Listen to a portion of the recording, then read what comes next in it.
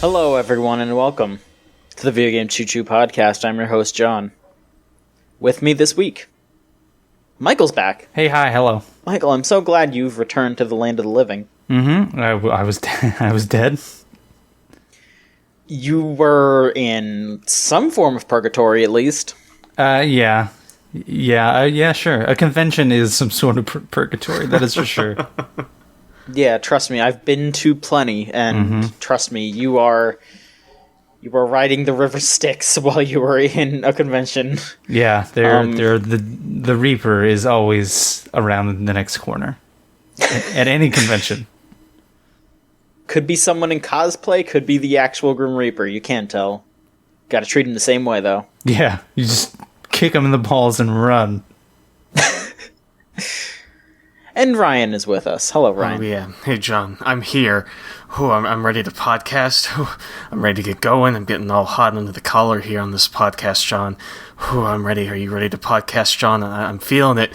I'm really feeling it, John. I'm feeling it. I'm hyped. I'm good. I'm ready. I'm feeling it. Are you ready to talk about video games? Ready to answer some questions? Oh, yeah. I'm ready, John. I'm ready to podcast. I'm ready to tell some jokes. And you know what, John? I'm ready to take this bit wherever it's going and drop it in the garbage because I'm gradually running out of things to say with this weird impression I'm doing. And I'm... That was me transforming into the podcast Hulk over here. And that's a lot of cocaine. Yeah, I'm ready to go.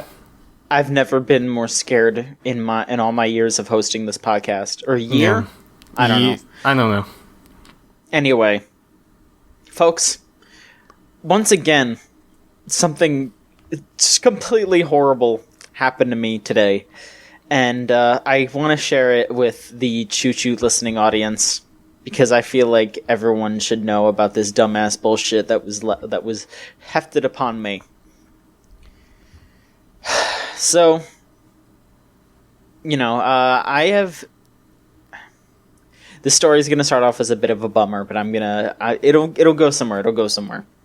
So please, stay with me here. So, as many of you are very well aware, I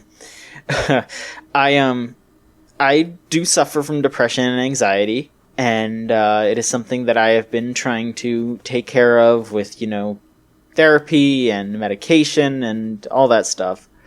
So today I went to the doctors to try to get a higher prescription on my medication or some form of new prescription. Things have been a little rough lately, and I wanted to talk to a doctor to figure out exactly what kind of steps I should take. So I do the standard rigmarole, fill out my paperwork. I have to update how much money I'm making so they don't charge me more. All this stuff.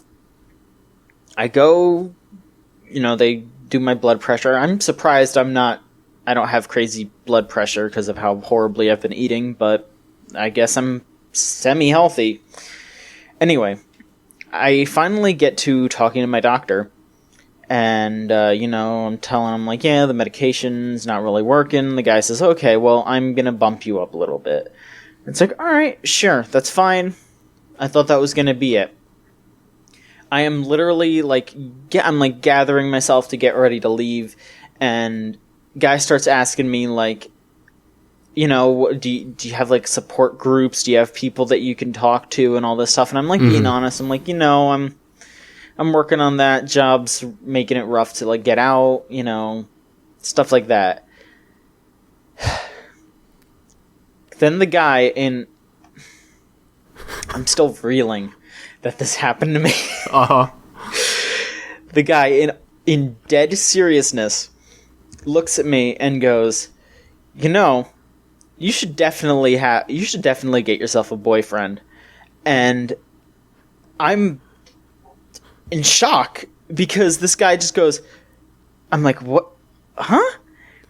And then the guy goes, or girlfriend, and I'm still, the same level of shock because I think he thought that he offended me by saying that I was gay, but I was just shocked that this dude's trying to, fucking give me, dating advice or something.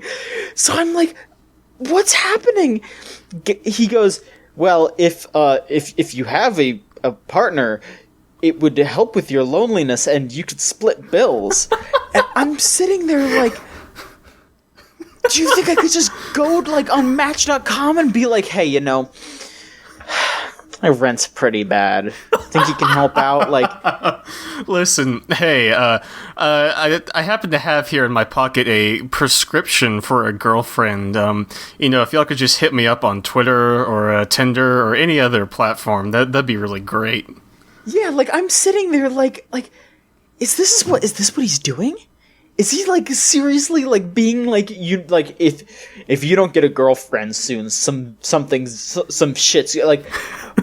What am I supposed to, like, okay, dude, yeah, like, fucking write down something so someone will actually believe me when I go to the bar and be like, this is a medical emergency, you need to come, hey, girl, this is a medical emergency, you need to come back to me, you know, like...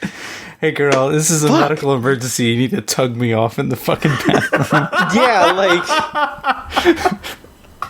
My favorite part of the story is a doctor is giving you the equal advice of like, hey man, go get laid, like go plow someone, like what a weird piece of advice to give someone from like a medical expert position.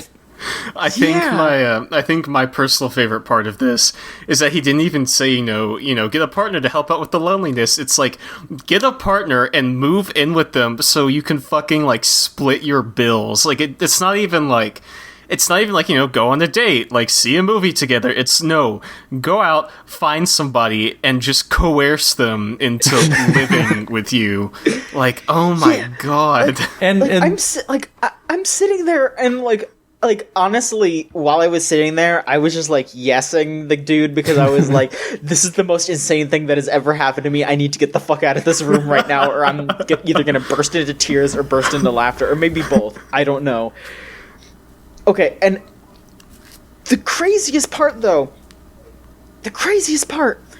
is the dude was being shadowed by a woman who was like a doctor in training, and she was just sitting there like nodding and taking notes. I'm just like, you're okay with this? Like, what the fuck is going on? Like, I don't fucking know. You should have grabbed that out of her hand and like scratched, like, don't do this. This is dumb. Like, no, as the patient, I suggest you don't go suggest somebody randomly find a partner and ask them to move in. Yeah. Like, I don't know. There's like, I mean, at least he wasn't.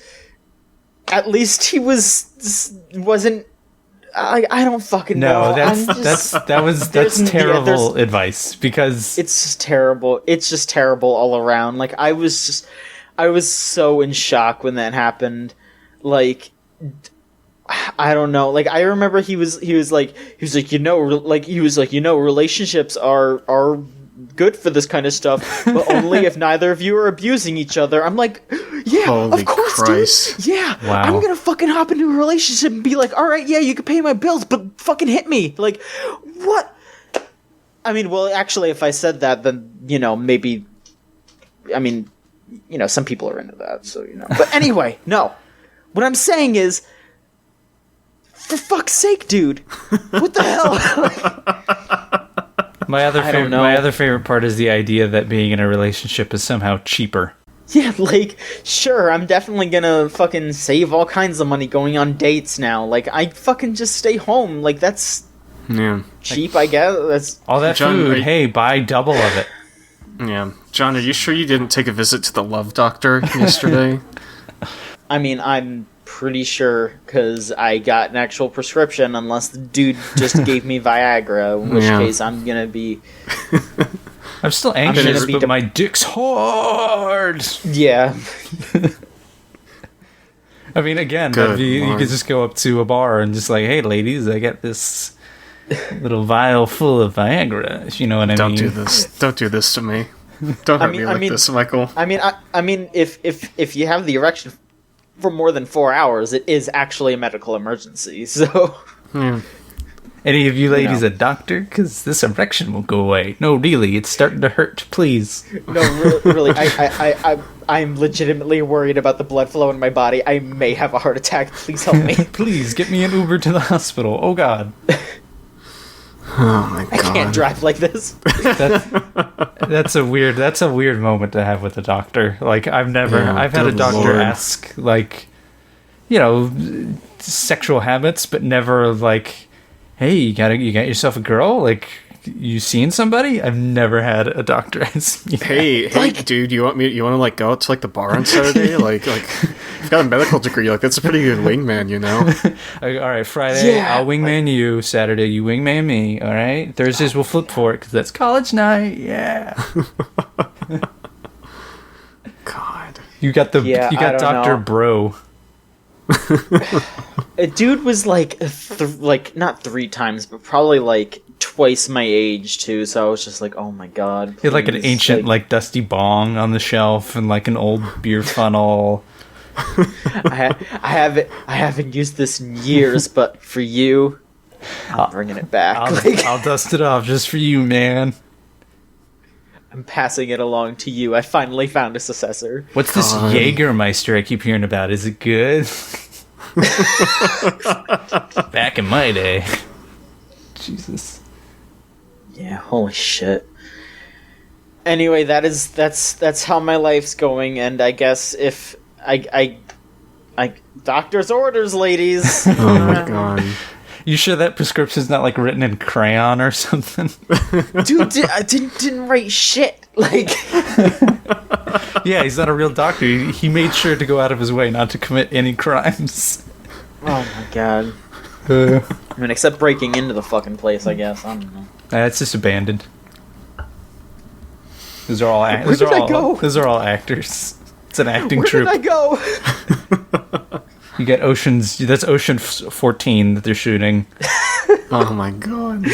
Yeah, they're robbing the bank, like behind the doctor's office. Was he constantly eating? Because that's Brad Pitt's character. So He eats in like every movie. yeah, that's a weird habit to have. He eats all the time in hungry. 7. Yeah.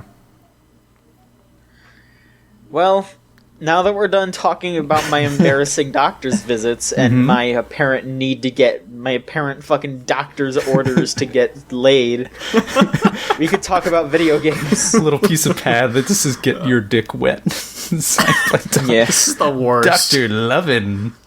Oh my god. God. What a terrible doctor. What a terrible just like experience. I just fucking drove home.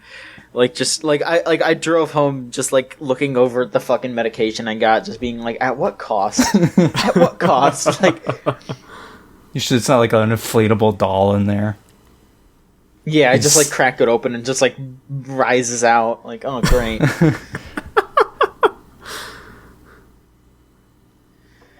So Michael, how are you doing? I'm doing great. I saw a doctor and he told me that. Stop.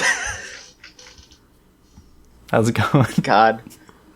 I feel like the story that John has laid down upon us has just left all 3 of us in a minor state of shell shock. I can't believe. I honestly can't believe this, Sean. And I'd heard the story before the podcast, and I still can't believe it. But please, let's move on. Yeah. So yeah, Michael, you went to the Star Wars celebration. I did. The big. It's not annual. I looked up the years and they skipped some years, but it's the big kind of annual official Star Wars convention. The one put on by Lucasfilm. They started doing them in like 1999, which I guess was just in time for the prequels. And have only. I assume the years that they stop are the years in which nothing was happening. Sure. So they skip a couple years in between like 1 year in between one of the prequels, or between 2 of the prequels. They didn't do it, and then from like 2005 to now, they've skipped like 3 or 4 years. But yeah, I was there. It went from Wednesday to Sunday. I was there Friday and Saturday. It's like I have been to plenty of conventions. And I've been to big conventions, and I've been to like little, like kind of smaller ones. This is like another tier. This is like a step above everything else I've been to. How so? So I assume this is kind of what San Diego Comic-Con is like, because, and I've even been to conventions in this convention center. Like, this is the one in Orlando. It's where MegaCon is, which is sort of it's one of the biggest conventions, at least in the Southeast. And I think it runs about the same number of people, like tens of thousands of people. This one was like in another tier of, like, it had an exhibition hall, and it had like ticket lines, and it had all the usual stuff. But if you wanted to see pretty much any panel that was, especially any of the bigger panels, like the Last Jedi panel, which was when they showed the trailer for the first time, or the 40th anniversary panel, which had, Mark Hamill was there, George Lucas was there, Harrison Ford showed up. Like, if you wanted to do any of that, you needed to be lining up, like, the night before. And in some cases, before that. You needed to sleep at the convention center overnight to get a wristband so that you could come back later and line up and go to the panel. So if you were dedicated enough, you needed to line up twice, very, very early in the morning and sometimes overnight, to hopefully get a decent enough seat that you could watch this panel. Yeah. And then do it all again if you wanted to do another one. I assume some of the smaller panels weren't like that. Thankfully, I got in through Media Badge and got contacted and was able to get into one of the bigger panels with a media wristband, which was still its weird little experience. But I'll get to that. I showed up on Friday and got my little tag in my band thingy. And, it's a normal, if you don't go to panels, it's kind of a normal convention.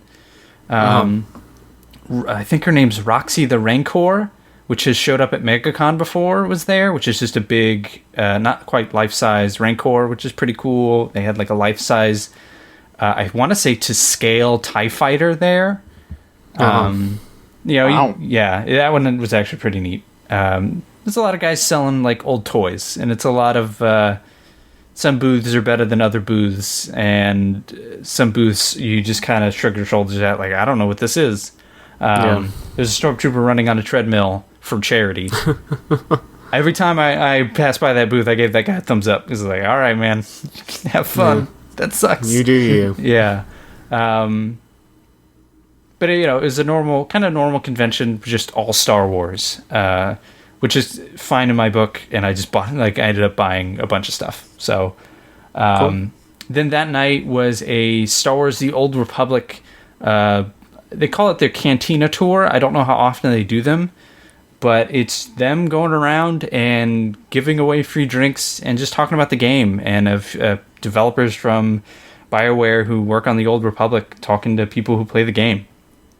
That was like a little surreal, because it's very easy to forget that games like that exist or communities like that exist. And talking to one of the designers and writers, and as well as one of the producers, like, they meet with Disney and Lucas once a week over Skype. Like, they email constantly, and they talk about that game like it is not a 5-year-old MMO, which, by the way, that game is 5 years old. They talk about like wanting to do more story and like continuing to expand and update that game. I touched it recently, and I haven't touched it before that since it came out. So it was weird to be in a room, not weird, but it was interesting to be in a room full of people who like could probably tell me more about that game than I've ever even known. But it was neat to see passion for a game that I think a lot of people just forget about. Yeah. Like if you ask people what are active MMOs, they'd go like, I guess just World of Warcraft. And yeah, I hope they can keep going with that game. I even asked them if it got easier with Disney or more difficult. Since because they've existed before the purchase. Yeah. And they said it's easier. Like, the more content that's created, the more stuff that can trickle down to them, even though Old Republic kind of takes place before any of the movies take place. So they can also sit off on their own and not have to worry about, oh, hey, they changed the way X-Wings look after X year. And it's like, oh, we don't have to worry about that because X-Wings don't exist over here. So they are in their nice little niche, and they're able to just do what they want. And it sounds like Lucas and Disney like that. So it made me actually kind of want to root for that game in a weird way. like I hope they're still around in 5 years. I hope like they have like more expansions.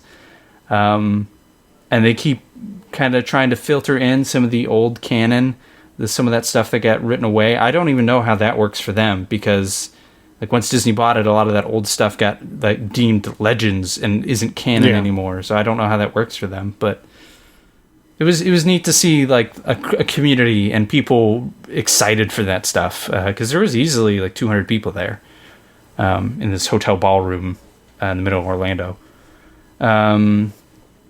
And then on Saturday, I actually went to a panel. I went to the Rebels panel, which is one of the TV shows.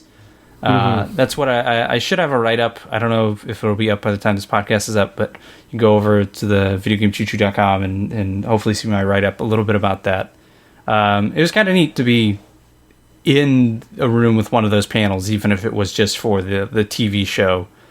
It was kind of cool to be there as stuff was announced and people reacted and news was first said out of someone's mouth. And then went to like the press conference afterwards, which is about as press conferencey as you can imagine, is people sitting in chairs and asking questions. That was still neat to get to sit through that. And then I just kind of went one last time through the convention floor, and bought some books and then got the hell out of there because it's Orlando and I needed to leave. Yeah. I don't blame you. As someone who lives there, I don't blame you. That's like, for those who don't know, like the convention center's on International, I think it's International Drive, and International Drive is, the convention center is maybe like 4 blocks from SeaWorld. Oh my god. Yeah. It's like on the other side of a highway, and then if you took International Drive, it connects to Universal Boulevard, which connects to Universal. And all of this is maybe, I'd say, without traffic, like a 15-minute drive, if that, from Disney. So it is tourism capital 101 is right there. And, like International is like basically where like all the like restaurants are and stuff like that. And the weird tourist traps, like helicopter. It's the Strip. it's Vegas is the Strip, except for maybe not as creepy. I don't know. I'm sure it depends on the day. Sure. We got out of there, thankfully. It was cool. It was nice to feel. I kind of expand on it in the thing I'm writing up, but it was nice to feel. Usually when I go to conventions, I still feel ostracized because there are people going way harder than I am about all this geeky stuff. And it just feels like you're left out in some ways. And it still feels like that at Celebration, but at least I felt a little bit more like I belonged, probably because I've obsessed about Star Wars since I was a kid. So it's not someone obsessing about an anime I've never heard of. It's someone obsessing about a character I once heard in a book, 15 years ago. I was like, I don't know who that is. That character name sounds familiar. I don't know. There wasn't a lot of video games there. Like, no, I mean, they announced, well, we'll talk about it later, but they announced one game Battlefront 2 you couldn't got announced there. Yeah. Or they'd announced it before, but they showed the trailer that had already leaked.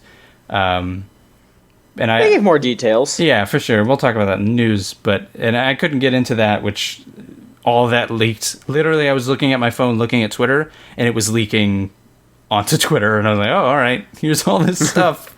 The embargo goes up in 20 minutes. Oh, well. But the video games that were on the show floor were, it was EA, but all it was their, the mobile version of the card game. The pinball guys, what is that? FX Pinball? Is that the name of them? ZX? Something like that. Yeah, they do all the Star Wars pinball, and they actually had a pinball machine, but the machine was a display. So you looked down on, and it could change. So you could pick which Star Wars table you wanted to play, and then what would normally be glass was a kind of it looked like it had depth as well. So it looked like you were looking down into a machine, and you could play some Star Wars pinball. Every time I walked by it, there was somebody there, and every time I saw someone playing, it was like a 12-year-old kid. So kids love pinball, I guess. And the last, as they should, pinball rules. yeah.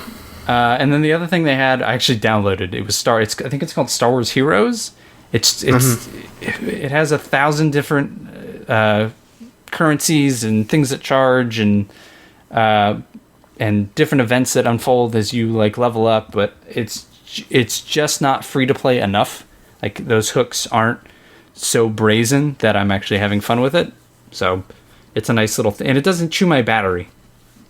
Which I really appreciate. That's helpful. I really appreciate that now that my phone's a little older.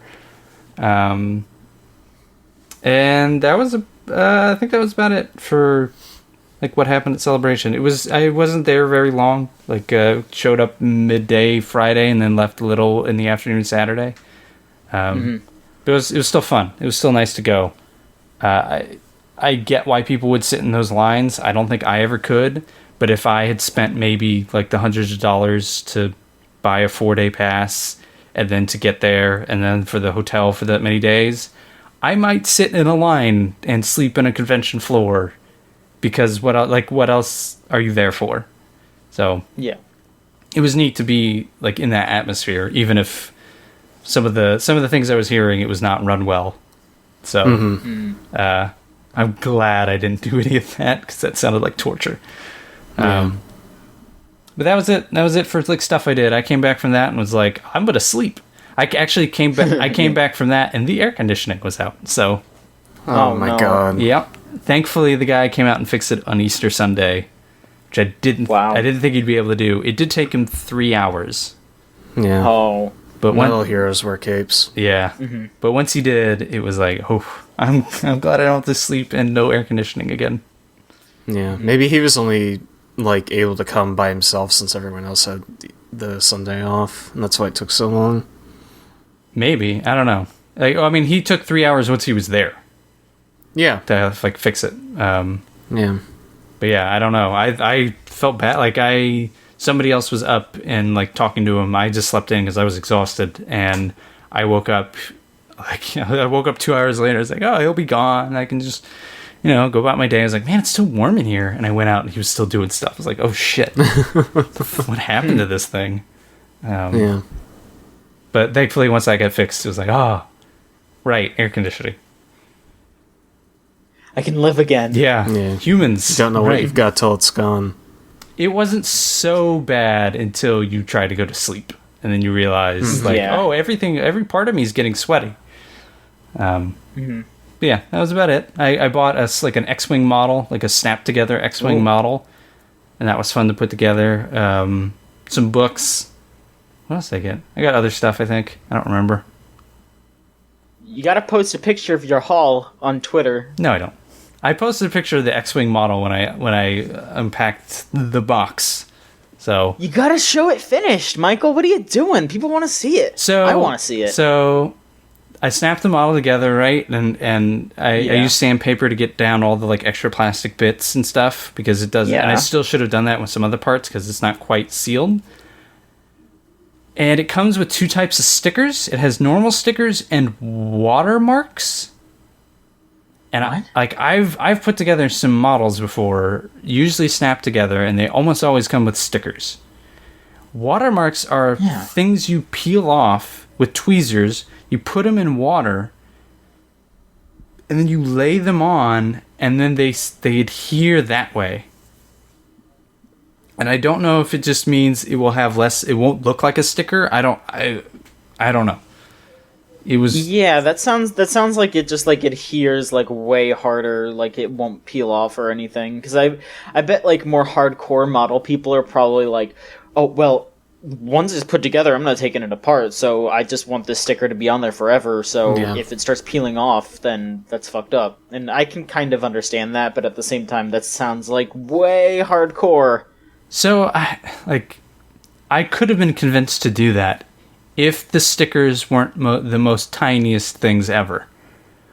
Yep. I used to put together, like, what comes to mind were they used to have Star Wars Micro Machines, and they would be like a Stormtrooper's face, and then you'd open it up, and it would be Hoth, or it would be the Death Star, and those had stickers. Oh, yeah, I used to have some of those. I had a ton of those. I wish I knew where those were, because those were my favorite. But those had tiny stickers, and even as a kid, those stickers were tiny and difficult to place. These stickers were smaller than the head of my finger. Mm-hmm. Like, I had to get tweezers, and the tweezers took up half the sticker. Like, the Rebel pilot, the Rebel insignia was a sticker on each side of his head, and the pilot, the pilot was thinner than my pinky. Fuck that. R2-D2, who's smaller than the pilot, has stickers. Individual stickers. So I gave up on the stickers at some point. And there's more, the bigger ones for like the wings and stuff, and I completely misplaced. Some are absolutely askew. And yeah, it's woof. Fuck that. It's like have something so I can like apply it, or just don't include it, or something. Make this easier on me. Maybe there is some like model kit tool that's $50 that makes that easier that I don't know about. But that's how it was with the Gundam that I built while we were watching WrestleMania, because like I'm looking at it right now, because there's these little like, it has like a missile pods on its arms. They have these like little teeny tiny like black dots that are on the sides of the pods. And it's like, there's no fucking reason why there has to be these teeny tiny black dots on the sides of the pods, but I had to put stickers on them, and it was like the most arduous ordeal known to mankind. At that point, I would just get, like, if they were not designed, like if it wasn't the Rebel insignia, I would have got like a red marker and just put a little dot. Yeah, I mean, I don't really have any markers, but like, yeah, if I had some paint, I would just boop, boop, boop. Like, yeah, that would be way easier, but it's like, I don't know. So this like folds into, so I got this like model, and it was actually pretty cheap. It was $25, and that's pretty cheap, like as models. That's not a bad price. Yeah, as far as those kind of models go, and it's an X-wing, it has like little pieces of the Death Star underneath it, and like 2 photon torpedoes shooting out, and it actually had variants. So as you were building it, you had 2 choices of parts. Of some parts, and one was Luke's, and one was normal X-wing, and I chose Luke's because, of course. But it was just like, why does Luke have this piece upside down? Like this sounds like a mistake that the original model maker made, not something. But I guess it's canon. Okay. But Luke bungled something. Yeah, like Luke put this on upside down. Just blame it on Luke. Just blame it on Luke. Yeah. It's not your fault, man. Shooting womp rats my ass. You don't even know how to put an X-wing together. So I started looking into like, and there's a bunch of other models from this. I think it's just a Bandai model. Like I think it's straight from that company. Cool. I started looking that stuff up, and there was another company there. Called Fantasy Flight, and they do the card game, and they do a couple miniatures games for Star Wars, and an RPG game that also comes with miniatures. And I'm actually looking at the Millennium Falcon I have from that, which I don't play the game. I just like the cool little Millennium Falcon. Sure. It's like the size of my palm, and it comes pre-painted and everything. But they sell, and this one's from the X-wing game they have. Then they have Armada, which scales the ships down, so I think the Millennium Falcon for Armada is like the size of my fingernail, or maybe a little bit bigger, and so you can get much bigger like Star Destroyers. Those come unpainted, so I've just been slowly like, man, I kind of want one of those, but then I would have to paint it, and then I've just fallen down a hole of just like looking up, how do you paint models, how do you paint miniatures, like wet stuff, and you do the thing and put clay in the thing, and it's I can't do any of this. So Yeah, it sounds pretty complicated. it's Yeah, Michael. In a year, we're gonna be talking to you. You're gonna be like, well, so I ended up buying 40 orcs from 40K. Like, I've come so close. I remember standing in the hobby. Well, it's not a hobby store, the gaming store that's closest to me that has like all that stuff. And I was standing there with my friend who used to do Warhammer, and we both had the money for it. And he had some old paints from when he used to do it, and we just he's like, "I'll buy this if you buy that." Oh my And god. we played chicken, and we didn't do it. We both put it back because they were both like, it's Warhammer, so they were, who knows, $10,000 each. it's expensive. That shit, like, I Armada's cheap compared to Warhammer. Games Workshop Yeah. is, and I mean, it's quality, and so's the Fantasy Flight stuff looks pretty quality, but holy shit, is that stuff expensive. Yeah, I knew someone who used to do Warhammer, and he did a lot of the orc stuff, which I think is pretty cool, but I cannot tell you how many times when I was in high school, I nearly bought some of those, I think they're the Necrons, the ones that are like the Terminator robots, to start with those, like, the amount of near misses I could not count on two hands. There's something about, like, seeing those dudes, and it's always older dudes. Like, it's never like the kids playing Magic are always in their like smelly teens and 20s, but you go look at like the Warhammer dudes who are at the table standing up with like fake trees. Like, those dudes are in their 40s, probably because that's the only age they can afford it. And I always like that stuff because I always like the miniature buildings, and like they have these weird looking tanks. Like, I want that. I don't want any of this other stuff. I want that. Yeah. And I think it's always been that desire. Like, I just want like 10 Star Destroyers and 100 TIE Fighters, and I have to paint them all. Is that so much to ask? And yes, it is. That is so much to ask. But yeah, that was about it. That was the extent of the things I did that weren't video games. Mm-hmm. Did you play any other games? Not really. I played the Star Wars Heroes mobile game. That's chewed up a lot of my time because it's just a great way to just not do anything. Of course. I've been going through the tabletop simulator mods on Steam Workshop. Nice. Yeah, Nice. I really want to play that. Whether we do a video for this website or not, I really want to play that because Yeah. because there's like it ties into the X-Wing and Armada stuff of they have mods for that on there, plus other all kinds of other shit. So, and then again, tying this all together, I had a gift card for Target, and so I went to Target, and I was like, man, if they have this one game, this particular edition of this game, I'm gonna get it. And they had it. Did you get it? So I now own the original, the Battlefront that came out 2 years ago. Oh, Michael. With all the DLC. Michael, how much did you pay for that? Was it? I can't remember if it was 35 or 40. Bad. But Bad. but it was a gift card That's not that bad. I'd say 20. with all the DLC, like the full season pass. I mean, it depends on how much DLC there is. I mean, maybe for the original Battlefront, I'd say that game is worth $15 or $20. For the one with all the DLC, it just depends on how much content there is, I guess. That's a good amount. There's 4, from what I can tell from all the menus, it was 4 DLC packs, including one for each of the movies, like the newer movies.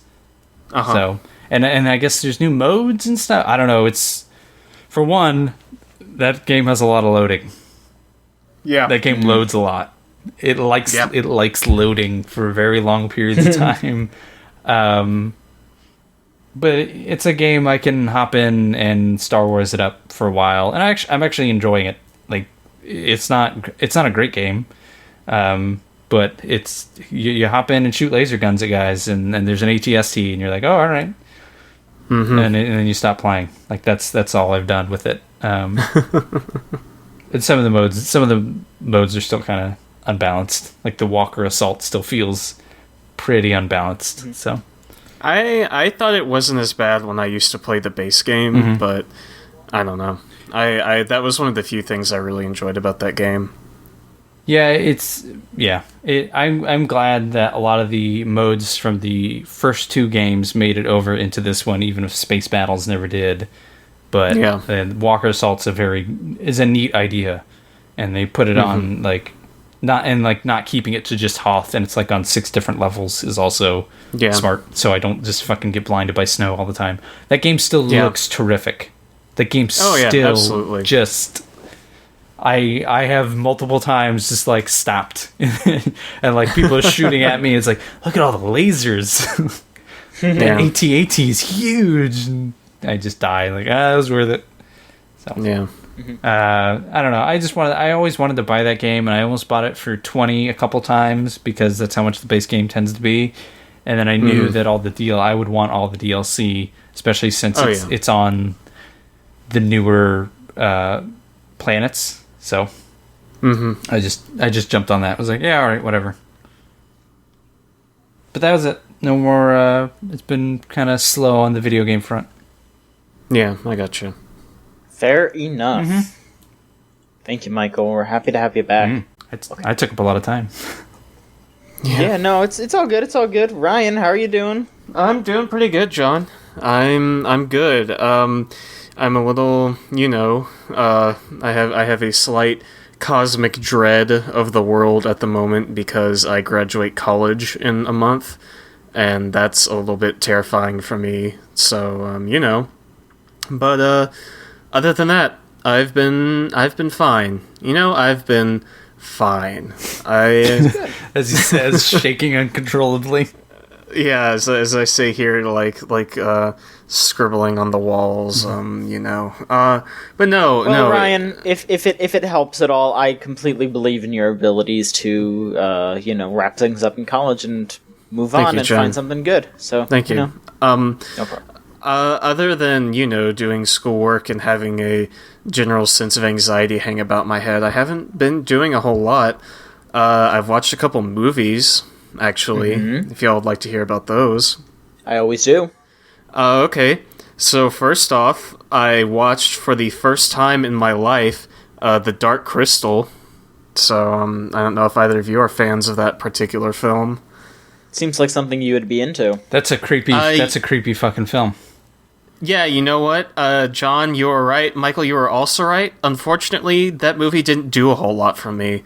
I'm a really big fan of Labyrinth, with like David Bowie and all that good stuff. Dark Crystal was, as the title would sort of imply, a darker film, but I thought it was also a more boring film. I think a lot of that movie is a very rote kind of fantasy chosen one narrative, and I don't think it adds a whole lot to it, aside from the visual design. I think, I can see why people like that movie, and I don't want to say it's a bad film, but I suppose it's not my cup of tea, personally. I think another problem with it was that the Gelflings, the main characters, fucking generic white guy protagonist 1 and generic white guy protagonist female foil number 1. I think their puppet designs were kind of repulsive, and not in the good way, like the Skeksis in that movie are repulsive. I think they're way, way, way too far into the uncanny valley for me to be comfortable watching it. Because they're in that movie, everything is very fantasy. It's very almost cartoony to a point. It's got that really nice Jim Henson stylization, Frank Oz, and all that shit. But the Gelflings are basically tiny people with weird snouts, and they look hyper realistic compared to everything else, and it really puts me off from that movie as a whole. But I don't think people think of that as a good movie. I think people remember it from their childhood. I don't know if people would say and anyone I've ever heard talking about that movie, even if they do like it, they always remember it as I went to see this Jim Henson movie and it scared the bejesus out of me, because even Labyrinth with its darker tones is still a little fanciful, a little whereas Dark Crystal is it's a little more challenging. Here's all these nightmares. Have fun. Yeah. I don't know. And there's a lot of imagination on display in that film. I don't want to say, like I said, that it's not a well-made movie, because I think it is. I think it's a film that's had kind of a cult following in terms of like the fantasy genre and people who are fans of, like puppetry and stuff like that. But I personally just could not get into it. I mean, I didn't hate it, don't get me wrong. I wasn't like checking the time, but as it left and I stopped watching it, it didn't really leave me with much of an impression, positive or negative, I suppose. So, that's kind of my personal opinion, and I'm sure there are people listening who will vehemently disagree with what I'm saying. But the second thing which I watched, and this is kind of more a technicality, I suppose, I started the revival of Mystery Science Theater 3000, and I watched the first episode of that, which is a Danish monster movie called Reptilicus. And I don't know if either of y'all are fans of Mystery Science Theater 3000, but yeah, I'm a pretty big fan of all the original stuff. In terms of the new season, it's a very cheesy, reference-laden thing with a lot of jokes that are very hit or miss, and it's kind of boring in some places. So that means it's definitely a new season of Mystery Science Theater 3000. They hit the nail on the head. I mean, I love that series, don't get me wrong, but there is not a single episode I have watched of that show where I'm feeling like it's a laugh-a-minute kind of thing. Even like Manos, the only one I could say comes close is the Gamera episode, which is my favorite Mystery Science episode. But even like stuff like Manos or Manos, or however you want to pronounce it, and like Puma Man and Space Mutiny, there are parts in that where, jokes don't stick, or you feel like you're just kind of sitting there watching a shitty movie and you're a little bit bored. But it's the same way in this new season, which is to be expected. I do think that show is something that's more entertaining when you watch it with a few other people. I generally have a lot more fun when I get like a group together to watch the episodes, but I've definitely enjoyed the new season or new series so far, just based on the first episode. I'm not the world's biggest Patton Oswalt fan, but I really like the joke of him being TV's son of TV's Frank. Like that was such a good goof, and I really like the aesthetic of the mad scientist with like the bones and everything. Like I was really in love with all that. So I'm going to stick with that, watch all the ones that are on Netflix, see what I think. But like I said, it's Mystery Science Theater 3000. Some people will like it, some people won't be into it, just like the original one. So, know. Yeah, I actually watched some clips, and I wasn't really into it, just specifically because they would not let the source material breathe at all. Like they didn't allow like any jokes about like the dialogue or anything like that, and there was also a lot of them like starting to tell a joke before like the thing that they were riffing on even showed up. Yeah, I did notice that, and yeah, and it got to a point where I was like straight up getting overwhelmed because of like how much they were just throwing like constantly. It was like, oh my god, please stop talking for a second. I mean, hopefully, like, I've heard people say that it evens out a lot as it goes on, because they're like, it's obviously like they're still working out the kinks, which I understand, but it was really overwhelming what I watched. I didn't think it was like that intense. Like, I had heard that from a few people, but watching the Reptilicus episode, I thought it was fine. I think it works because, like I said, when they're not commenting on the movie, it can get pretty boring pretty fast. I did think there were a few places where they did kind of lay it on a little too thick, and it is kind of weird to do that thing where you telegraph the joke if it's like a movie someone's not familiar with. Like, you do that kind of shit when you watch like Rocky Horror Picture Show, but that's been around forever, and people generally go into that like knowing like the jokes on it beforehand, so that's not entirely the same. But I'd recommend trying to sit down and watch the first episode. I wasn't like super into it. I did get really excited when they started in with the intro theme because I was like, yes, like, oh, this is it, like it's back. Like I had a legitimate moment with like a capital M when that was going on, and there was like one joke that really got me into it. Like there was like about 3 minutes of the movie where they were like throwing stuff at it. I'm like, this isn't that great. But then they had a joke about like they dig through the earth and they find this like Reptilicus buried, and you see this shot of like the drill bit like embedded in like the Reptilicus flesh, and they're like, oh my god, they hit a vein of Stretch Armstrong's, and I was like, okay. I was like, they got me on that one. So it's good. I mean, if you're a fan of that show, I highly recommend it. I need to keep going through those, but it's such a time commitment since it's like sitting down and watching a movie. So I'm fitting it in when I can. Sure. Have you played any games? Have I played any games, John? I have, actually. Okay. I have played one game. I have played one game a lot over the last week. So as some of you may know, I've had all the games that I've played this year, I pretty much pre-ordered back like in December when I had the money. So I've just been kind of like Amazon has been doling out these games to me in moderation, basically. Like I just wait, and like every 3 weeks, like a game shows up on my doorstep, and I'm like, oh, thanks me from last year for pre-ordering this game. The game that this game of the month, I suppose, is Persona 5. I got it. I had it day one. I didn't play it for a while though because number one, I wanted to play more of Nier, and I was going to try to play more of Persona 4.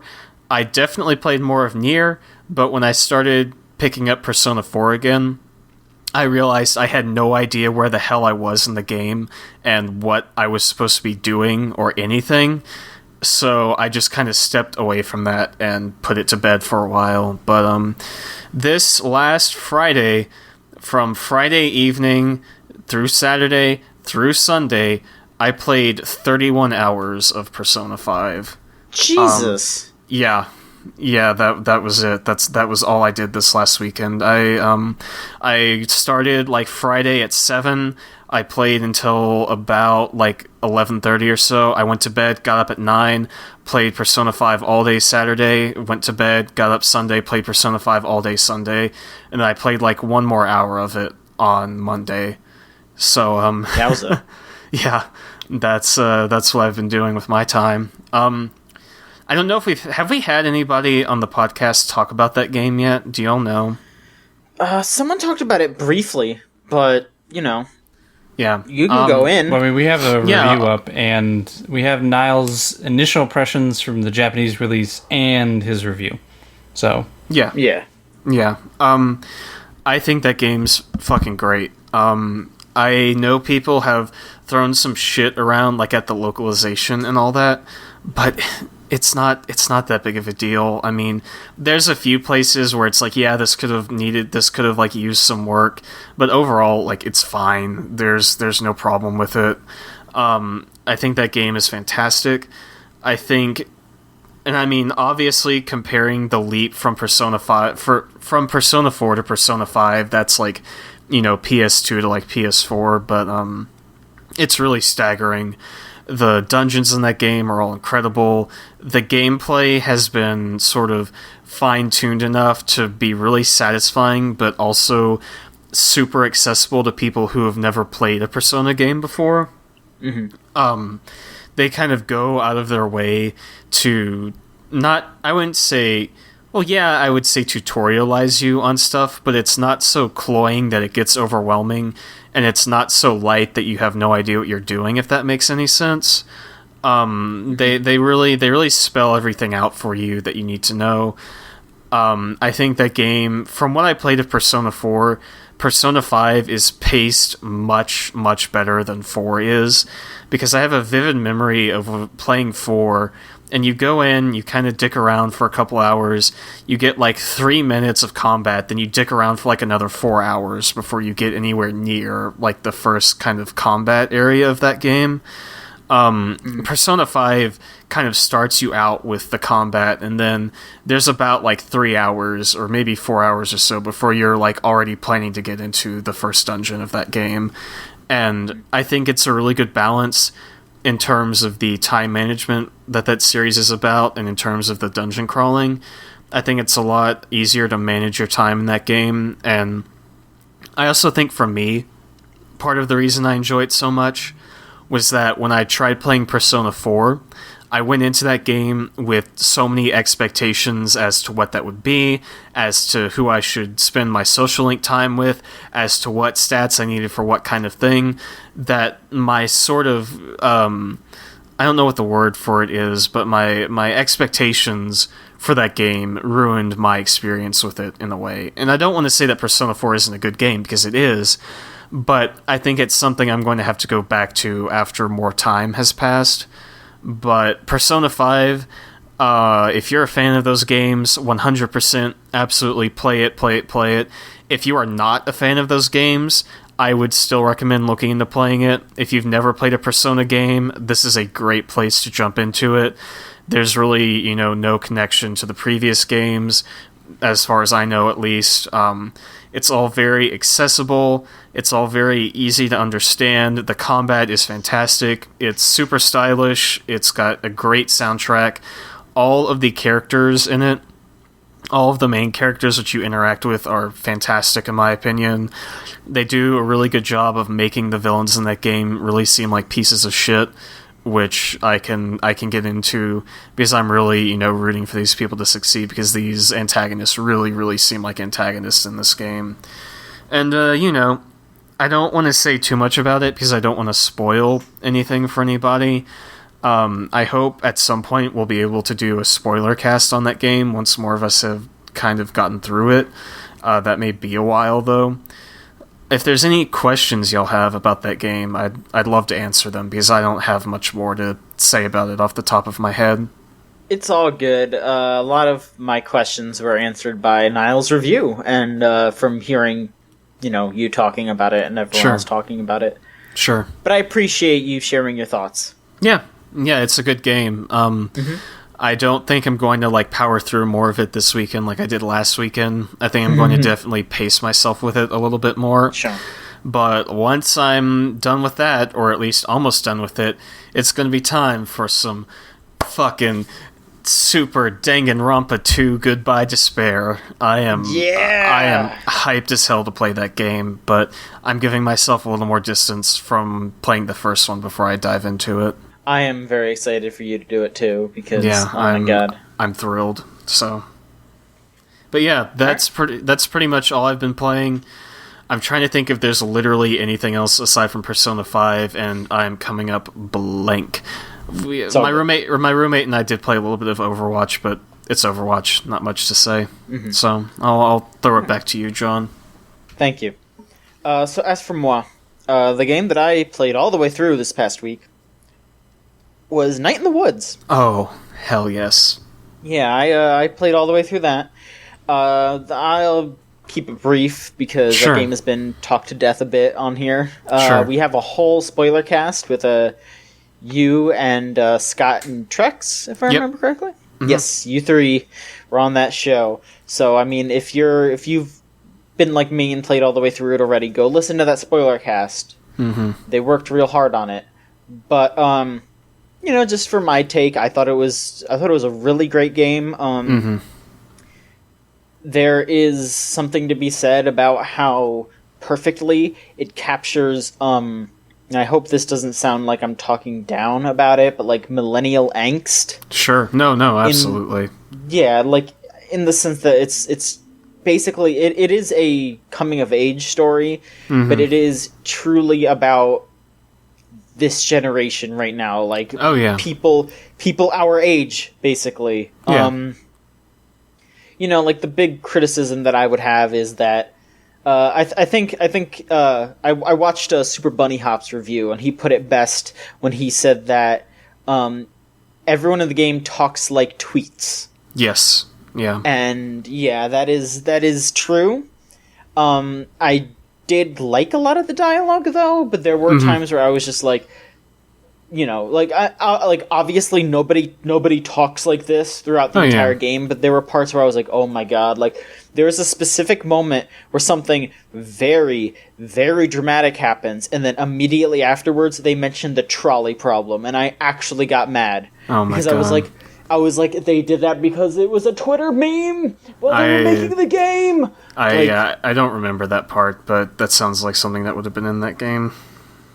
Like it was right near the end. Like it was insane. Like I succinctly remember me sitting there like completely entrenched in them, like discussing what just happened, and then they're just like, this is a moral gray area, kind of like the trolley problem, and I was like, oh, like I doubled over. I was like, it was like getting woken up out of a dream, like straight up. It ripped me from my immersion. Like I was like, holy fuck! Like it ruined the end of that game. Like straight up.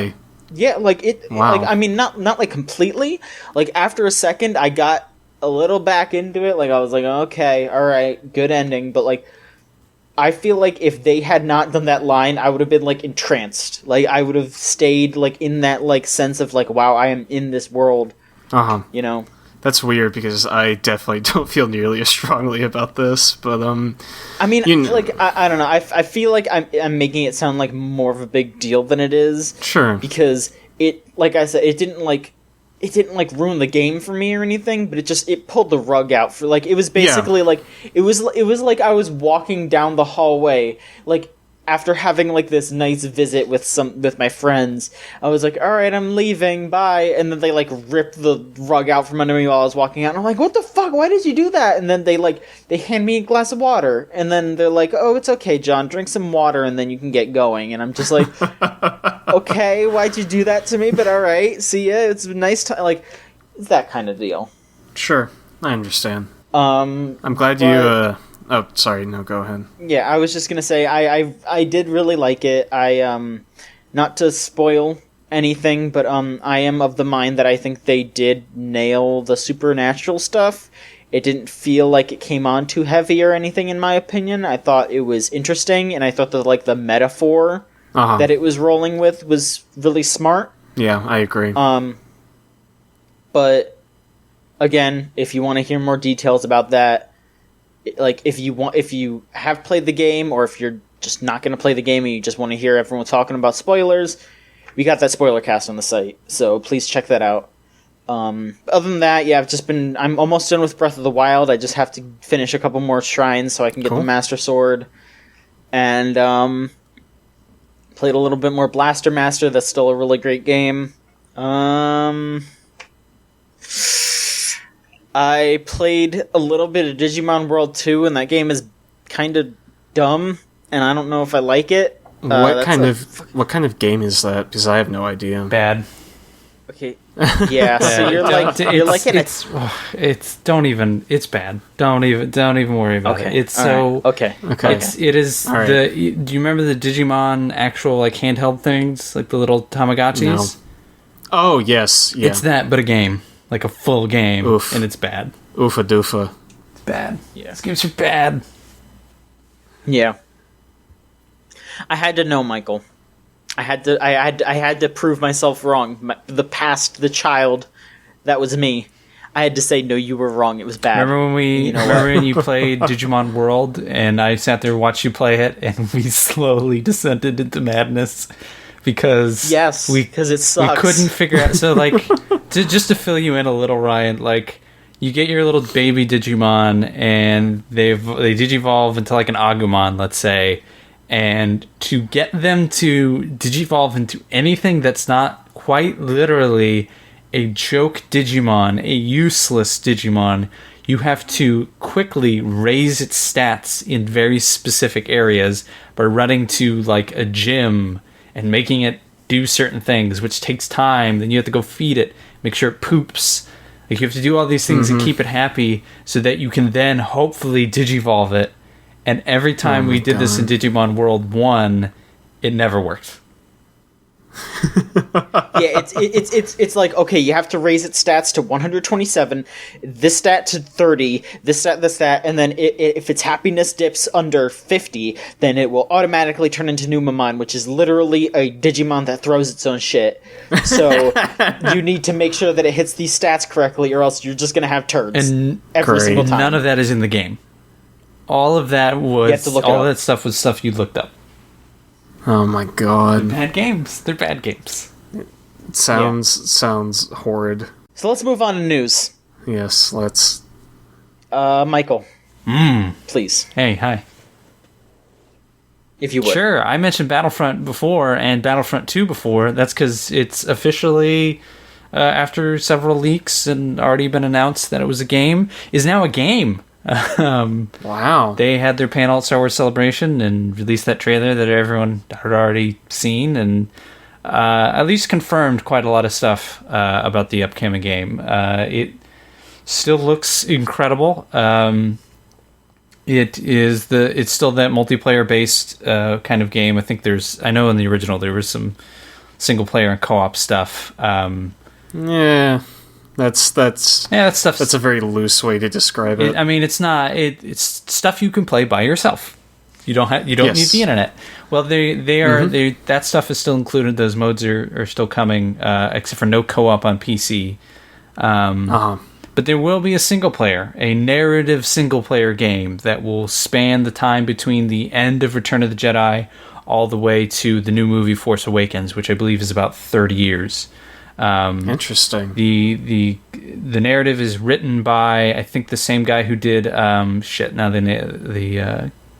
name of that game is escaping me. It was that game in the desert with dudes who shoot Spec Ops, The Line. I was getting there. The same writer for that is helping write out with a few other people, is going to write the single player of this. Interesting. Yeah, so it looks to be pretty good. You play as an Imperial agent, a lady by the name of, let me find this new story because I need to make sure I pronounce it correctly. Iden Versio. She is played by Janina Gavankar, who is from The League and True Blood. If you've ever seen those shows. I'm not sure what the narrative will be about. You're an Imperial, and I guess you're trying to get revenge. They kind of hint towards being able to play as other characters, like Luke Skywalker, so maybe you'll actually have levels to walk through and stuff and kill things. That'd be cool. Yeah. In addition, you won't just be playing in the original game. You were just playing in the original 3 movies, and then they added Force Awakens and Rogue One stuff. In this one, you will be playing in all eras, so prequels, the original 3, and then the new stuff, including the announced Last Jedi stuff will be in there. So that means you won't just be playing as Boba Fett, Luke Skywalker. You'll be able to play as Darth Maul, and I know in the original one, some of the DLC was like Krennic. Director Krennic from Rogue One, so I assume all eras are just shoved in there. If they let you play as General Grievous in this game, it will be a day one buy for me. That would be pretty good. Oh, hell fucking Battlefront 2 did that. I've learned the original Battlefront 2. I've learned nothing from the Battlefront that came out last year, whenever that was. I am a fool for General Grievous. He'd be really good. They showed Darth Maul. I think that was pretty much the only hint of the original ones that they showed. I haven't watched it since last weekend, and this week's been a blur. So he seems like an easy layup. Like, he's a lightsaber user. Like, that seems like someone you should be able to put in pretty easily. Yeah, absolutely. And especially since, who else do you put in from the prequels? Like Count Dooku, Darth Maul.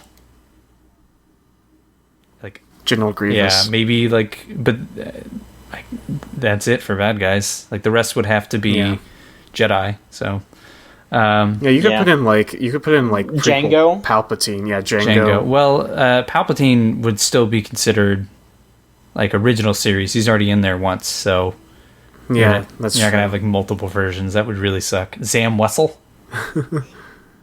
Oh, Jesus. Yeah, I know some names. Yeah. And then they showed space battles. So the original one just had sort of in-atmosphere space stuff. They had specific... You used to be able to pick up a ship and then you could fly it over the battlefield and kind of do dogfights with the 3 other ships that were up there. But and then they also had a separate mode with nothing but ships and then a couple hero ships. Now it seems like it is just straight up you are in space fighting each other above planets. I don't know. I haven't really looked it up. I don't know if that means like Battlefront 2, you'll be able to like attack capital ships. Because if you remember that game, you were like taking down corvettes and like taking down shields and landing in the ship and then sabotaging it. That would be pretty cool. Yeah, blowing shit up. Yeah, that to me is that is a space battle. Is you are dogfighting and then you are a bomber and you are bombing a capital ship. That is what I want out of that. Little other tidbits. It seems like you can upgrade your hero in the middle of a match. So as the match progresses, when you choose to be a hero, you can upgrade them somehow. They didn't really go in detail. I don't know if that means your normal player will be able to be upgraded mid-match or if it's just the heroes. I don't know if heroes will like progress like as different people use them. I'm not sure, but that's kind of neat. And then they announced this a couple days after the original announcement. There's no season pass like the original one. They haven't said what will replace it, but there is no season pass. I don't know if that's going to be like Titanfall where they just update it and just put out new maps as is.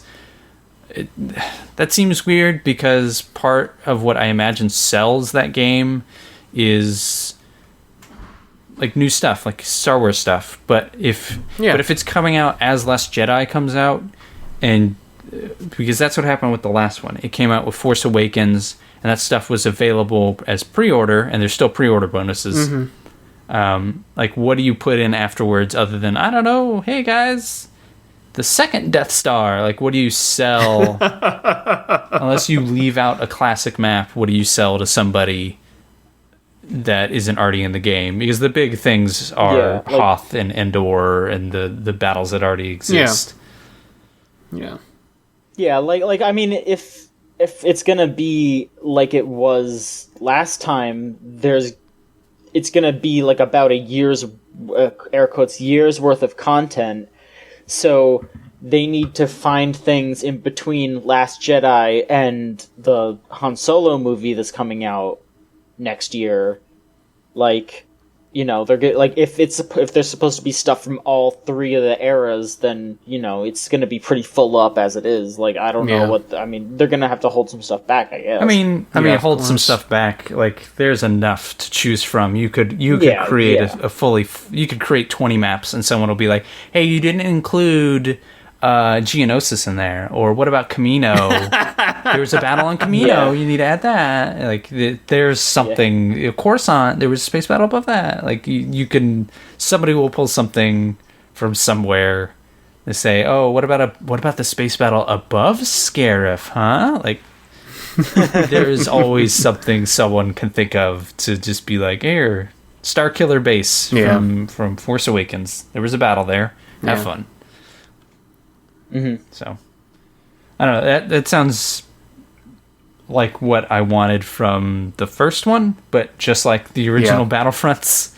Like, the first one's good, but the second one is everything you want. So, I hope this is everything I want. Absolutely. Yeah.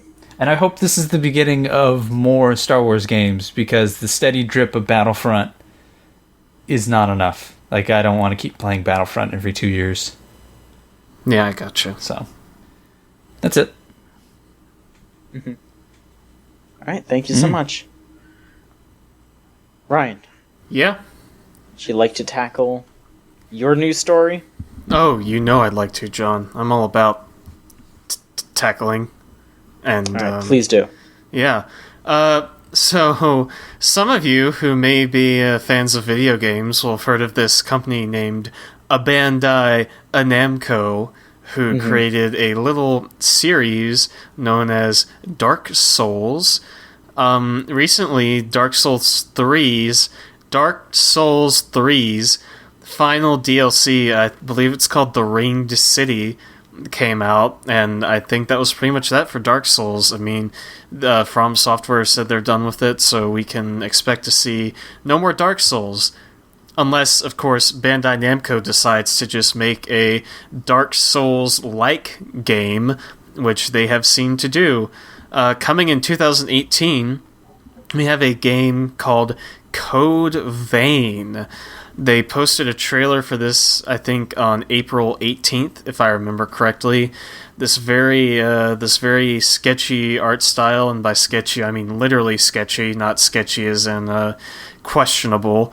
An art style in this trailer. Listen, the trailer had a cool art style, and it's a trailer about fucking future vampires coming after their blood. And this game is apparently about these vampires who are called revenants. They have supernatural abilities and have lost their memories and are attempting to find, quote, the truth of the world. The world in question is an isolated society known as Vein, where they attempt to find enough blood to sustain themselves, lest they transform into monsters known as Lost. This game is going to be a, quote, dungeon exploration type hard action RPG. It will be developed by Shift, the team who created the God Eater games. They haven't announced any platforms yet, but it's due for 2018. Since they released this trailer, they have also put out some promotional photos from the game. Let me just say, this is one anime-ass looking game. These characters look... They remind me of what I have seen from Final Fantasy XIV in a way. I don't know jack about that game, but there's a picture on here of two very anime-looking Final Fantasy-ass dudes. One's got like a scar across his face. They both got giant swords, like metal around their face. I don't know what to expect from this game. I feel like nobody really does at this point. The reason I bring it up is because I fear that we as a society have entered into the era of Dark Souls ripoffs. I mean, I know that we have some of those already. I guess ripoff may be too strong of a word. I suppose the phrase I should use is Dark Souls-like, or something similar. You know, we had, what was that one where you played as like a Viking or whatever, and it was like Ash something, or Lords of Shadow? Lords of the Fallen? No. Lords of the Fallen, yeah. I think that's it, yeah. So there was that, there was Neo, there's stuff like Salt and Sanctuary, which is a little bit different. But the fact that it's actually being published by Bandai Namco is kind of funny to me. For all we know, maybe it's not like a Dark Souls kind of thing. It definitely seems like it, like action RPG.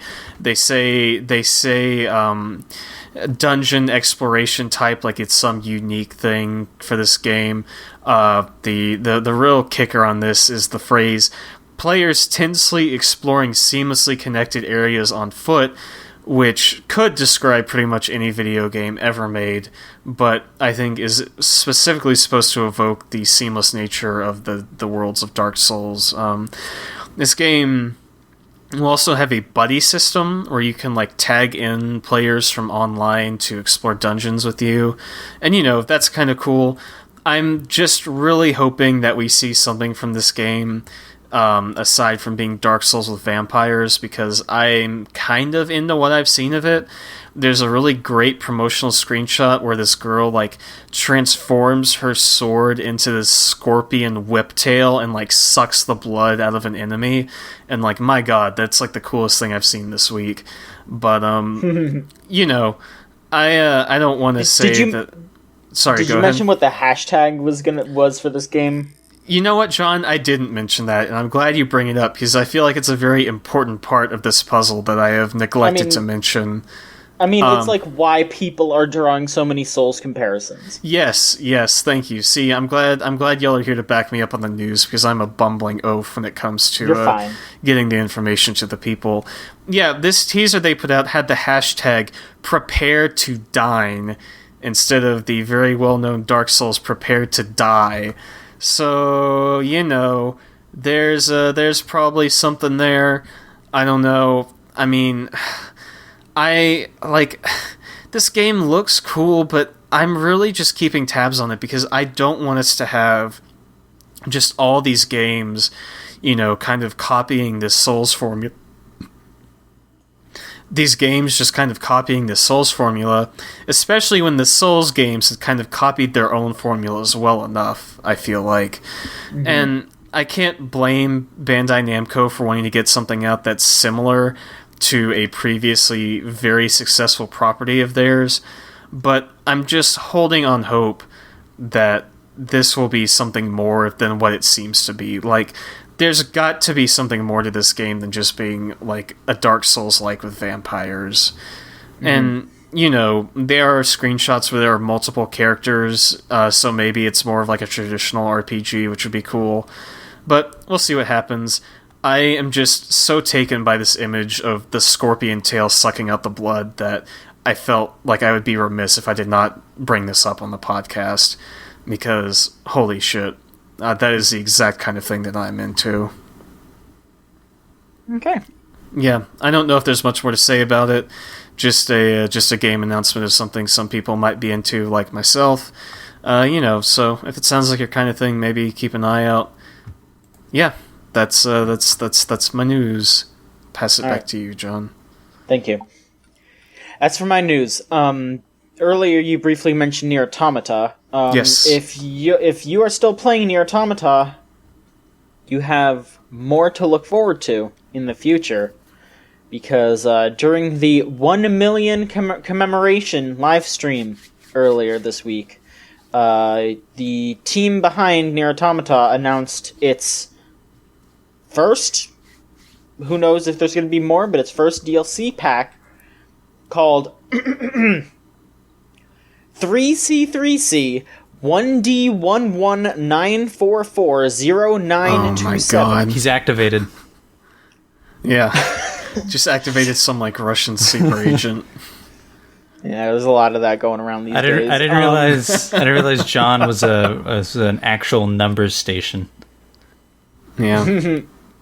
So, what is included in this DLC pack? Well, first off, 3 costumes are available. They are all based on the original Nier, and they are 2B's outfit is for Kaine. It's the lingerie outfit that she wears. 9S, yeah. 9S gets a young Nier from the version of Nier where he's a pretty boy anime protagonist, and A2 gets an outfit for adult Nier where he's the gruff, ugly SOB from the version of Nier that came out in America. There will also be hairsprays, which allow you to customize the color of 2B and A2's hairstyle. And there will also be customizable enemy bullets, so you can change what the bullets look like that enemies fire at you. Now, that might seem like it's only a little, costumes, who gives a shit. But there will also be a Coliseum mode added, which is actually how you unlock these items. You have to go through Coliseum mode and unlock them through there. There will also be a couple of new masks that allow you to unlock new bonus abilities, and musical records, which are there's a record player in the back of the Resistance base that lets you listen to music from Nier. There will be more music in that.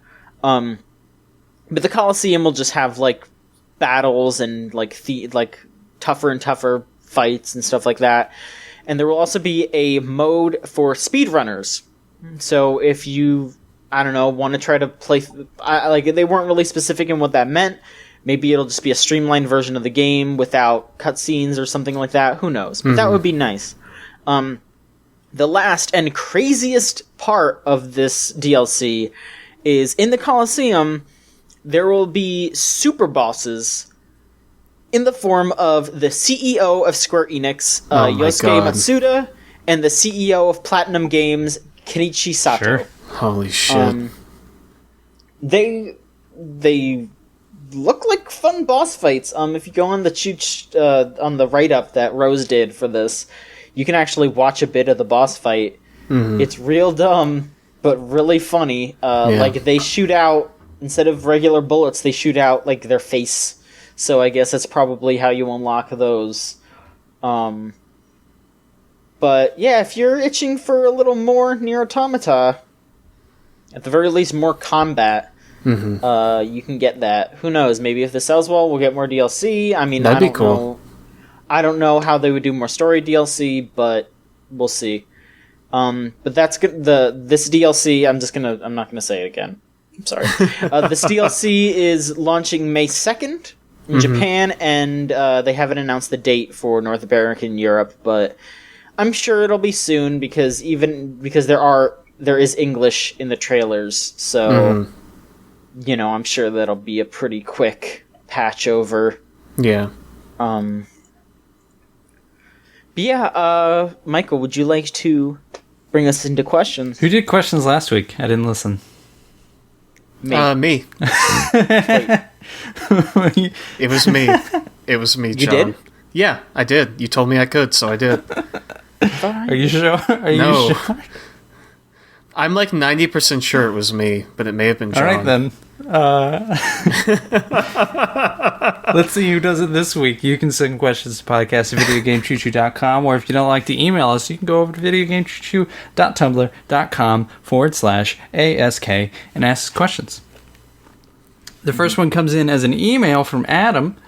Adam says, this is more of a rant than a question. I'm not going to read the whole rant, Adam. I have already read it, don't worry. But Adam essentially asks that Overwatch players and overall media coverage are unbearably positive about the game. Why are there so few critical opinions of Overwatch that aren't 100% on board with every design decision Blizzard makes from fans of the game? VGCC does a good job being fair and balanced. RIP Bill O'Reilly. And I'm not ragging on the game or Blizzard. Yeah, he essentially asks, like, why does Overwatch, or like games like Overwatch, tend to get sort of a pass when it comes to being loved. I think personally you see this almost constantly. Like Persona, like Ryan mentioned before, the translation of Persona, of how some people started to notice that, and then when they were informed about it and they got their hands on it, they noticed it. And they notice more things, and they screenshot it, and then they tweet it, and then it's just sort of this, this huge ball of momentum, and it's all people can talk about. In the case of something like Persona, I think it's because what else do you talk about that game without spoiling it for someone? So if I just start playing that game and I'm 5 hours in, and Ryan's 30 hours in, and Niall's beaten it, what can we all talk about that game for that won't completely ruin my experience or Ryan's experience by spoiling something? And that's the common points of like, hey, I don't know, the battles are cool. Like, so I think that's how it happens with some things. With Overwatch, I mean, it is really good, but I'm of two minds where I want people to be able to enjoy things even if they're flawed. And they should be able to do that, because when I enjoy things that are flawed, I often get shot down. But I'm also the opposite, where I feel like there should be criticism, and we shouldn't just whole hog say, like, yes, Overwatch is great. It is the greatest game ever. Like, that's not true. It has its problems. So, yeah, sure.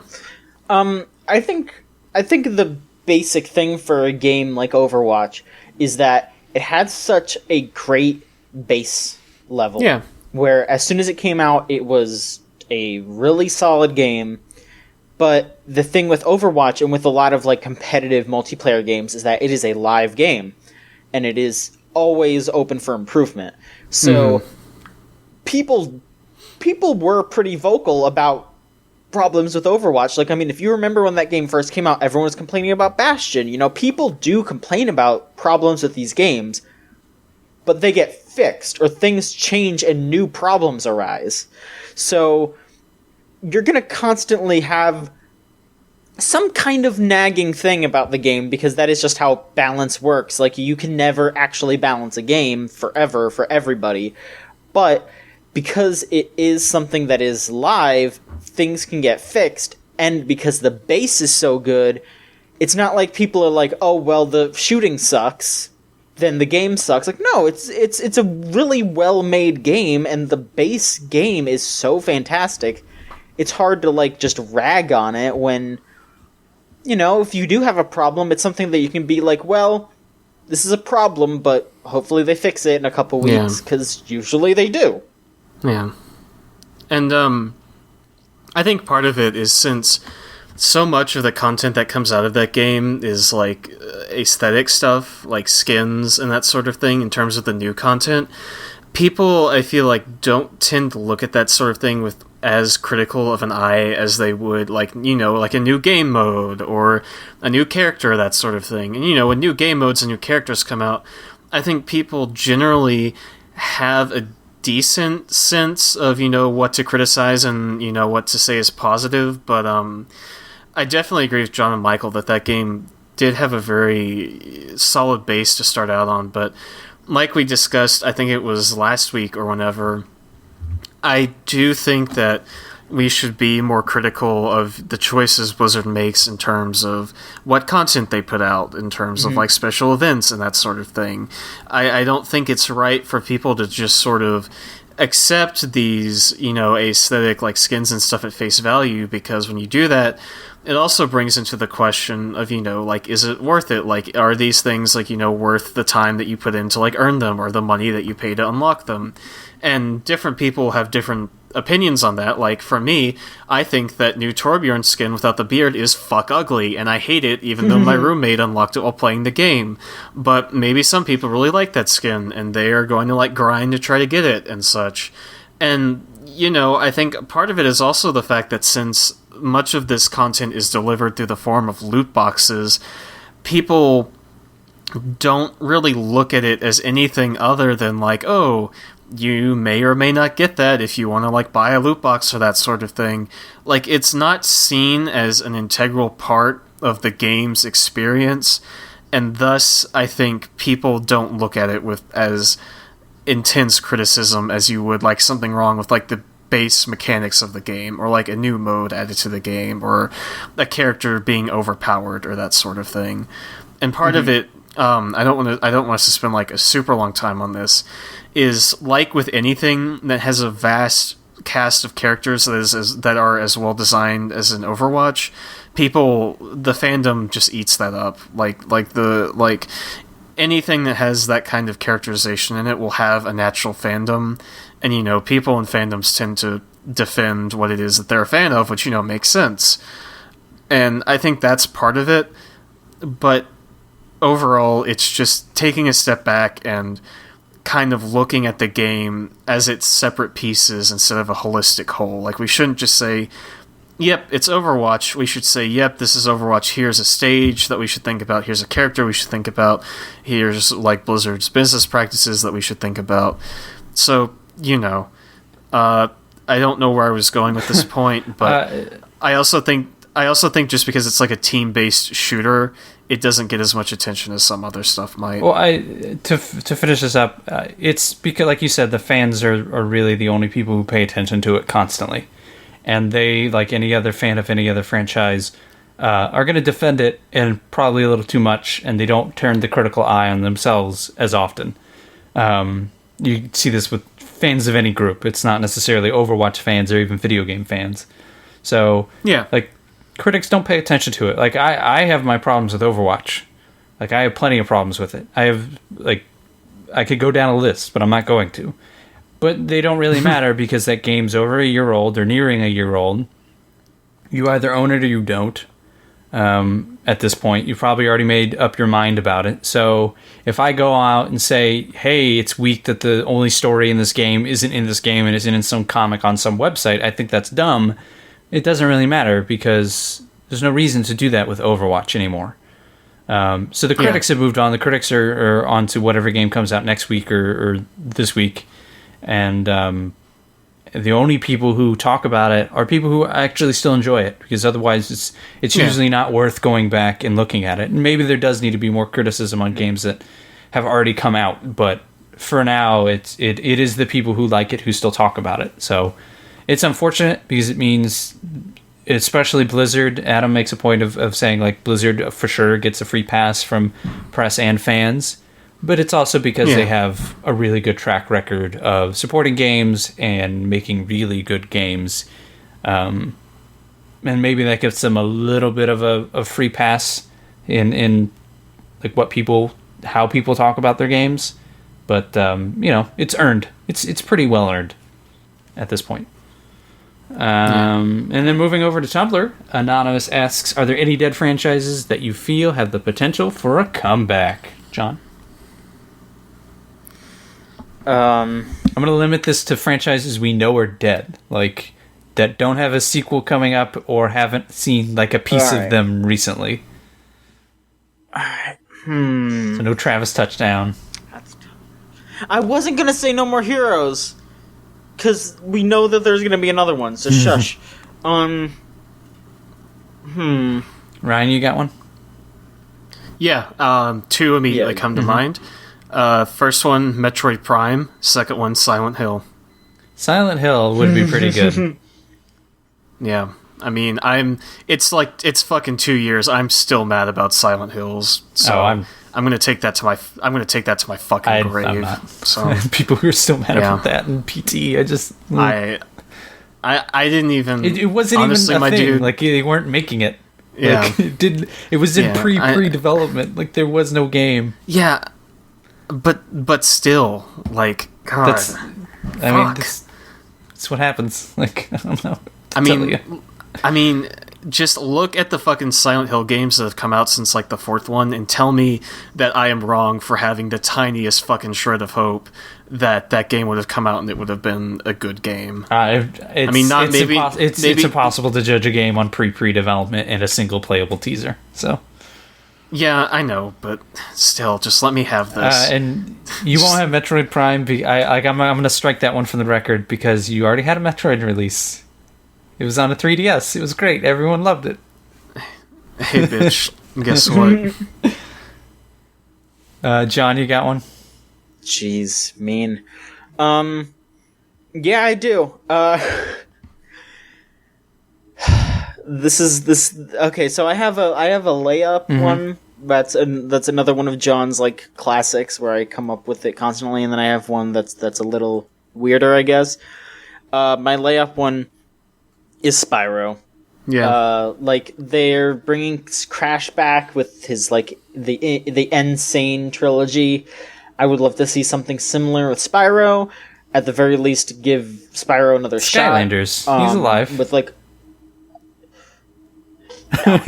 That's like fucking life support in like a back alley like grime covered clinic that is not he's Michael, trapped in like please. that little square from Superman 2.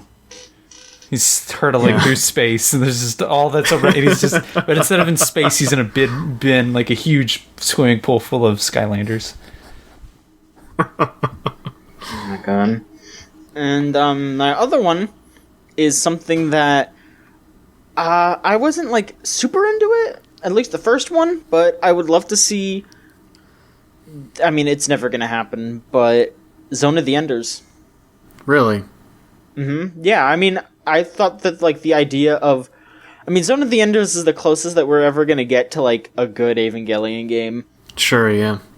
So I would love to see something similar to that, like something with like faster mechs, because a lot of mech games these days are about like the bulkier, like trudging mechs. You don't really get anything like faster than a Gundam. But I would love something with like those more sleek, like smooth, like faster mechs. If there is something like that, I would actually love if someone gave me a heads up about that, because I would love to play something in that vein. Because, yeah, like, I played a little bit of Zone of the Enders 1. I should probably just skip to 2. But Zone of the Enders 1 is a good idea, but it's bogged down by Kojima's bullshit, like, really bad, which, like, usually, like, I am usually actually more for Kojima bullshit than anything, because usually it's pretty funny. But Zone of the Enders, like, legit feels like Kojima watched Evangelion once and was like, "Oh Jesus, I need to do this too." Like, it's pretty blatant and it's kind of dumb at times, but I don't know. I think something in that vein would be cool. Only one I got is the only one that matters, and that's Burnout. Make more Burnout. Stop making Need for Speed. Make Burnout. And maybe like Fight Night, but I think that team just makes UFC now, so that's all I could come up with. Anonymous asks, why are video game movies just always so bad? This Anonymous has obviously not seen the Resident Evil franchise, one of the greatest sagas of cinematic history. Rolling my eyes as hard as possible. Yeah, I do feel like calling the Resident Evil franchise a video game movie is like putting it in very heavy air quotes, because aside from the second one, like, those movies play pretty fucking fast and loose with anything that has to do with those games. I think you're kind of straying into why I think video game movies tend to be bad, and that's either they adhere to the material way too much, or they use that label, whatever it is, Super Mario Brothers, Assassin's Creed, Resident Evil, to hide some other movie and make whatever they want. And I think after the failure of Super Mario Brothers, no one has ever been willing to take something and just go bonkers with it. Yeah, which is unfortunate, because that movie's great. Yeah. So you get a lot of just like Assassin's Creed, Prince of Persia, like just quick cash-ins, like, here we have a good relationship, or we're owned by the same company that owns this IP, hire well-known actor, put in movie, print money, hopefully, cross fingers. Yeah. So something like Assassin's Creed, you can probably, if you talk to Ubisoft or you look at numbers, you can say, well, okay, this many people buy this game this many times. If half of them go to the theater, we're good. Like, that's all you have to figure out. So it's just quick cash-ins, and no one gives a shit about video games. Like, the people who make movies nowadays are in their 40s and maybe in their 30s, and you're just now starting to see people who grew up with video games and respect it. So probably in the next 10, 20 years, you'll start to get maybe a little bit more of a serious push by producers and directors, but you know, the studios are still helmed by old white men, so they don't care. John, why are video game movies bad? Y'all answered it. Okay. I'm good. Anonymous asks, has a game ever made you feel that emotion that we call love? No, I don't think I've ever fallen in love with a video game. Next question. That's not love. That's what your doctor prescribed. Okay. Yeah, I'll plead the fifth on this one. We can. Our final question comes in from Anonymous, and they just say, pick a game franchise to theme a restaurant around. Ooh. Well. Y'all have any answers for this? Yeah. Yes. Okay. It's not really a franchise, but it's more a developer. Let's make a Vanillaware themed restaurant, because all the food in all of those games looks delicious. Like, say what you will about how Vanillaware designs characters, especially Dragon's Crown, but you look at that food in those games, holy shit. Like, they are the Ghibli of video games in regards to food. Nice. That's a good answer.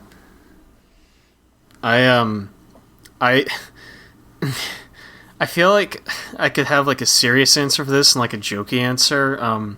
The jokey answer would be the fucking Dark Souls restaurant, where you go in, there's no one to sit you at your table. You like walk to go sit down, but then a giant guy comes up and like kicks you in the dick, and you have to like go back and like pick another section to go sit in. Then they bring out the food, it's like completely unseasoned, and you have to like season it yourself. And then when you like take a bite, the fork like snaps in half, and you have to eat it with your fucking hands, while like bats like come down and try to like shit on you while you're eating your food. And sounds like a trip to the Olive Garden. Yeah, and then I don't know, I think if you did like an actual restaurant, like in terms of design or themes, I think like a Katamari themed restaurant would be kind of cool. I don't know what the food would be like, but I can see like a nice little like cafe with that bright aesthetic, those kind of blocky geometric shapes and such. Like how they have like the Kirby Cafe in Japan or whatever. Like you'd have like the Katamari Cafe, where they bring out like a big like half jelly thing, where it's like the Katamari ball or something, like a wrap that's shaped like the Katamari prince's head or something.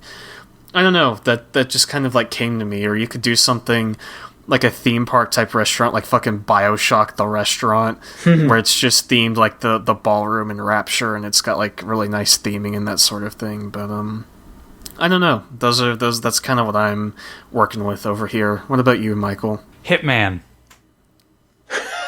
Everyone comes in at the same time. You all have to sit at your table until one of you is killed in some way. And your job as patrons is not just to eat and pay; it is to discover the hitman before one of you is unceremoniously executed. Oh my god! Yeah. Or Viva Pinata. That's I don't pretty know. good. That would be good too. Yeah, but you don't die in Viva Pinata enough. So enough. All right. Thank you, Michael. Yeah, you can send other questions like that for next week at podcast@videogamechoochoo.com, where you can go over again to videogamechoochoo.tumblr.com/ASK. Yes, and that will do it for this week's episode. I would like to thank Michael and Ryan for being on this show, and I would like to thank you for listening. Again, I would like to remind you to please tell your friends about the show, and please rate and review us on iTunes. It helps us more than you could possibly think. We get more ratings and stuff like that. We start climbing those charts. People will notice us. We'll start reading ads. You can listen to us talk about mattresses. Yeah. Don't you want to hear us talk about mattresses? Whatever. I'll talk about mattresses right now. You got to make them work for it, Michael. Don't do it. But please, if you would, share, subscribe, do all that stuff. Retweet and reblog us on all the social media. I've been trying to be a little more interactive on the Chooch Twitter account. That's mostly me doing it. If you like it, then I'll keep doing it. If y'all think it's stupid, sound off, and I promise I'll stop. I'm trying not to be too, annoying or hello, fellow youth, about it. I'm just trying to be, I'm just trying to hang out with y'all, I mean, I know that these days brands and all that are trying too hard to be buddy-buddy with people, but I promise you this isn't coming from a place of, just pure advertisement. It's coming from horniness. I will admit that's where it's coming from. It's where all good video game sites come from. It is not. It is not. It's where we're all heading towards the endless march towards horny. I was just going to say that I will admit it is definitely a little bit me being hopefully reaching out to people will make it seem like we are more friendly, and hopefully people will come and visit the site. But I feel like that I'm expressing a genuine friendliness to people, that, y'all should just come to the site because you want to see what we're doing, and you like what we're doing, and you like us.